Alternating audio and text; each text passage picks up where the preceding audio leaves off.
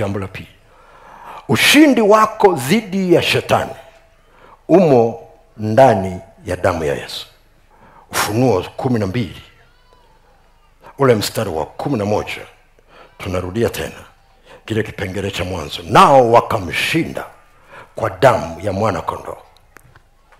Nao wakamshinda kwa damu ya mwana kondoo.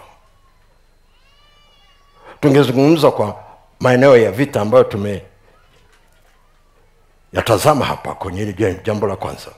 Wakamshinda kwenye vita vya imani kwa damu ya mwana kondoo. Wakamshinda kwenye vita vya kimfumo kwa damu ya mwana kondoo. Wakamshinda kwenye vita vya kinyakati kwa damu ya mwana kondoo. Bwana Yesu asifiwe. Usisome tu kilichoandikwa, soma kilivyoandikwa. Hicho kilichoandikwa utapata ufahamu mkubwa zaidi hapo. Maana hapa anasema hivi, nao wakamshinda kwa damu ya mwana kondoo. Kwa lugha nyingine, bila damu ya mwana kondoo wasingeweza kushinda. Na kwa sababu hiyo ushindi haukuwa kwao. Ushindi ulikuwa ndani ya damu ya mwana kondoo. Tuko sawa sawa? Soma kilivyoandikwa. Nao wakamshinda kwa damu ya mwana kondoo. Nao wakamshinda kwa damu. Inamaanisha wasingetumia damu wasingeshinda. Na kama wasingetumia damu na wasingeshinda, inamaanisha ushindi haukuwa ndani yao. Ushindi ulikuwa ndani ya damu. Kumbuka hilo. Ushindi wako dhidi ya shetani umo ndani ya damu ya Yesu. Bwana Yesu asifiwe. Bwana Yesu asifiwe. Okay, ngoja nikuonyeshe kutoka kona nyingine. Angalia kitabu kile cha Warumi. Warumi 8:37. Inasema hivi, lakini katika mambo hayo yote tunashinda na zaidi ya kushinda kwa yeye aliyetupenda. Uzito wa huo mstari uko mwishoni. Hauko kwenye kushinda na zaidi ya kushinda, lakini kwa yeye aliyetupenda. Kwa hiyo lazima utafute yeye aliyetupenda, kwa sababu ndani yake ushindi wetu uliwekwa. Tunaenda sawa sawa? Bwana Yesu asifiwe. Bwana Yesu asifiwe. Ukienda kwenye kile kitabu cha Warumi sura ya 5 ule mstari wa 8. Warumi 5 mstari wa 8 inasema, bali Mungu aonyesha pendo lake yeye mwenyewe kwetu sisi, kwa kuwa Kristo alikufa kwa ajili yetu tulipokuwa tungali wenye dhambi. Na katika mambo hayo yote tunashinda na zaidi ya kushinda katika yeye aliyetupenda. Unganisha na hii, bali Mungu aonyesha pendo lake yeye mwenyewe kwetu sisi, kwa kuwa Kristo alikufa kwa ajili yetu tulipokuwa tungali wenye dhambi. Bwana Yesu asifiwe. Bwana Yesu asifiwe. Hallelujah. Ukienda kusoma ile Wafilipi 2 mstari wa 8, nataka kuunganisha vitu hapo. Wafilipi 2 mstari wa 8, kuna jambo nataka uone. Wafilipi 2 mstari ule wa 8, tena alipoonekana ana umbo kama mwanadamu, alijinyenyekeza akawa mtii hata mauti, naam, mauti ya msalaba. Bwana Yesu asifiwe. Sio swala tu ya kwamba alikufa, lakini alikufa mauti ya msalaba. Daka vizuri hii, angekufa usingizini, damu yake isingekuwa msaada kwetu.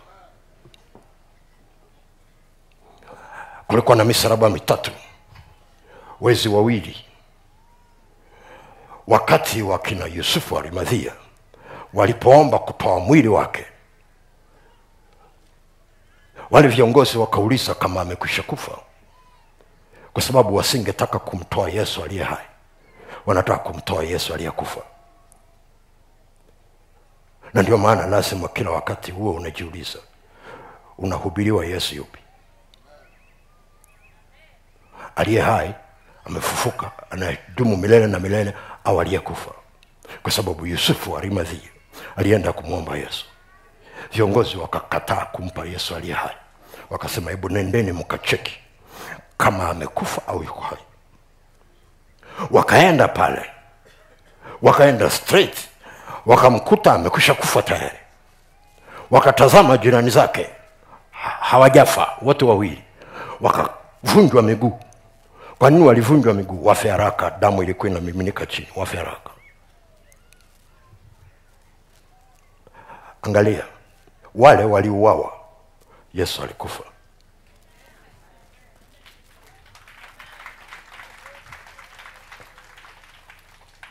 Tunaenda sawasawa. Wale wezi hawakufa kifo cha msalaba, waliuawa wakiwa msalabani. Yesu alikufa mauti ya msalaba. Alipokufa katika ile mauti ya msalaba, ikaachilia pendo la Mungu. Kwa maana jinsi Mungu aliupenda ulimwengu hata akamtoa mwana wake wa pekee, ili kila muamini asipotee bali awe na uzima wa milele. Na katika hili tumelijua pendo la Mungu, ya kwamba Kristo alikufa tungali wenye dhambi. Na alipokuwa anakufa, alikufa msalabani, na mauti ya msalaba. Bwana Yesu asifiwe. Bwana Yesu asifiwe. Haleluya. Kitu gani kilichokuwa kinafanyika? Kulikuwa kuna uwekezaji mkubwa sana wa ushindi. Na ukisoma namna hiyo na ukaunganisha na ile Warumi 8:37 ambayo inasema katika hayo yote tunashinda, na zaidi ya kushinda katika yeye aliyetupenda. Sasa unaweza ukaelewa upendo huo ulidhihirika wapi? Msalabani, alipokufa. Kwa hiyo ushindi kufuatana na Warumi 8:37 uko ndani ya pendo la Mungu. Tunaenda sawa. Bwana Yesu asifiwe. Bwana Yesu asifiwe. Lile pendo la Mungu limeonekana wapi? Katika mauti ya Kristo. Tunaenda sawa. Tungali wenye dhambi. Bwana Yesu asifiwe. Bwana Yesu asifiwe. Na kwa sababu hiyo inamaanisha pendo la Mungu liliwekezwa ndani ya damu. Kama pendo la Mungu limeonekana msalabani, inamaanisha pale msalabani pendo la Mungu liliwekezwa ndani ya damu. Kwa hiyo katika pendo kuna ushindi. Ule ushindi ukawekwa ndani ya damu. Na sisi tukitaka kupata pendo la Mungu lazima tuiamini damu ya Yesu. Maana kule ndani ndiko kulikowekwa pendo, na ndani yake kuna ushindi. Bwana Yesu asifiwe. Bwana Yesu asifiwe. Tuangalie jambo la tatu.